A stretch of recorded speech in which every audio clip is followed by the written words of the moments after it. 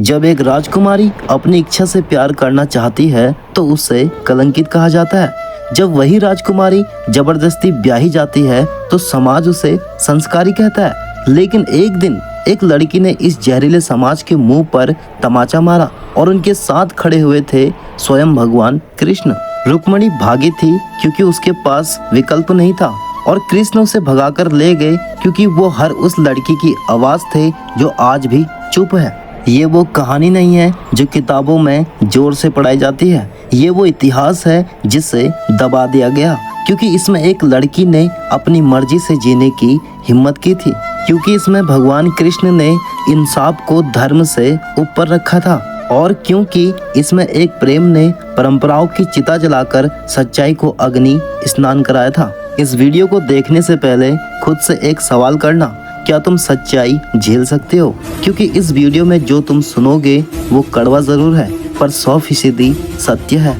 बस आपसे एक छोटी सी निवेदन है, इस वीडियो को स्किप करने की गलती मत करना क्योंकि जितनी भी शिकायतें हैं ना, आज की इस वीडियो में दम तोड़ देगी। ये सिर्फ एक वीडियो नहीं, ये तुम्हारी सोच का अंतिम युद्ध है। तो चलिए वीडियो शुरू करते हैं। जब दुनिया कहती है भागकर शादी करना पाप है तो एक सवाल जरूर पूछिए, अगर ये पाप होता तो फिर भगवान कृष्ण ने रुक्मिणी से भागकर विवाह क्यों किया? क्या भगवान ने अधर्म किया था या फिर ये समाज ही है जो आज तक धर्म और रिवाज पर फर्क करना नहीं सीख पाया? ये केवल एक प्रेम कथा नहीं थी, यह एक स्त्री के आत्मसम्मान की आवाज थी। एक ऐसी पुकार जो हजारों सालों से उस लड़की के दिल में गूंज रही है जिसे अपनी मर्जी से जीने का हक कभी मिला ही नहीं। रुक्मिणी विदर्भ की राजकुमारी, सुंदरता में अनूप, बुद्धिमत्ता में अद्वितीय और मर्यादा में लक्ष्मी के समान थी। लेकिन उसकी यही खूबियां उसके लिए एक अभिशाप बन गई क्योंकि उसका भाई रुक्मी उसे एक राजनीतिक सौदे की तरह इस्तेमाल करना चाहता था। उसका विवाह तय कर दिया गया राजा शिशुपाल से, एक ऐसा पुरुष जिससे रुक्मिणी घृणा करती थी, जिसकी आत्मा में ना तो प्रेम था, ना करुणा और ना ही धर्म। अब आप खुद ही सोचिए, क्या कोई स्त्री इस विवाह को दिल से स्वीकार कर सकती है? क्या ये विवाह होगा या सिर्फ एक सामाजिक मजबूरी? आज भी तो यही हो रहा है। हर गली, हर कस्बे, हर शहर में हजारों रुक्मिणियां चुपचाप अपने अरमानों को मारकर ब्याही दी जाती हैं, केवल इसलिए क्योंकि माँ बाप डरते हैं लोग क्या कहेंगे, समाज क्या कहेगा, पर ये नहीं पूछता कोई लड़की क्या कहेगी, उसकी इच्छा क्या है। लेकिन रुक्मिणी ने चुप नहीं बैठने का निर्णय लिया। उसने एक पत्र लिखा और पत्र किसी राजा को नहीं बल्कि धर्म के रक्षक, न्याय के प्रतीक भगवान कृष्ण को लिखा।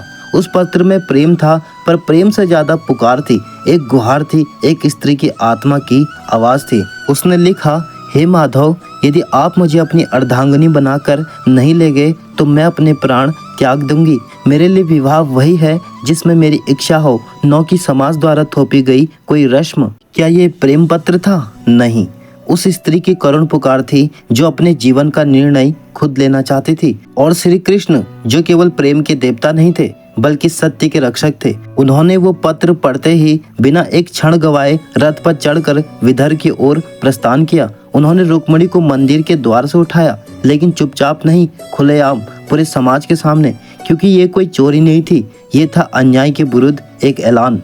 बहुत से लोग आज भी कहते हैं कृष्ण ने रुक्मिणी से भागकर विवाह किया, लेकिन सच तो ये है उन्होंने एक कन्या के आत्मसम्मान को समाज की जंजीरों से मुक्त किया। उन्होंने समाज को बताया, जब परंपरा अन्याय को जन्म दे तो उसे तोड़ देना ही सच्चा धर्म है। आज भी जब कोई लड़की अपने मन से शादी करना चाहती है तो समाज उसे चरित्रहीन, संस्कार विहीन कहता है। लेकिन अगर वही फैसला कोई लड़का ले तो लोग कहते हैं मर्द अपनी जिंदगी के फैसले खुद ले सकता है। तो क्या लड़की की इच्छा, उसकी आत्मा, उसका सम्मान कुछ भी नहीं है? क्यों आज भी एक बेटी को अपनी मर्जी से जीने का अधिकार नहीं? क्यों हर बार लड़की को बलिदान देना पड़ता है?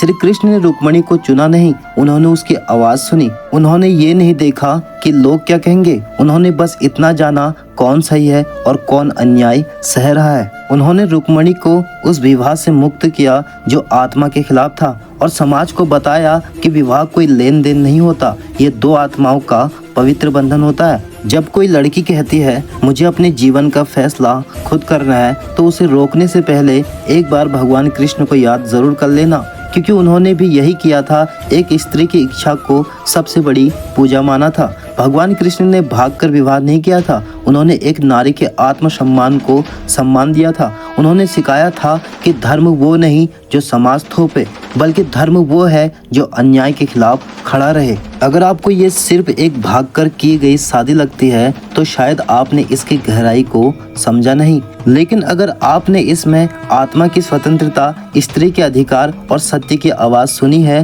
तो समझ लीजिए आपको श्री कृष्ण का असली संदेश मिल गया है। जो लोग आज भी बस यही देखते हैं कृष्ण की कई रानियां थी, वो ये नहीं देखते उन्होंने कभी किसी को ठुकराया नहीं, जिसे किसी और ने छोड़ दिया कृष्ण ने उसे अपनाया। उनकी आंखों में दुनिया ने आंसू भी दिए, फिर भी उन्होंने सबका भला किया बिना किसी शिकायत के।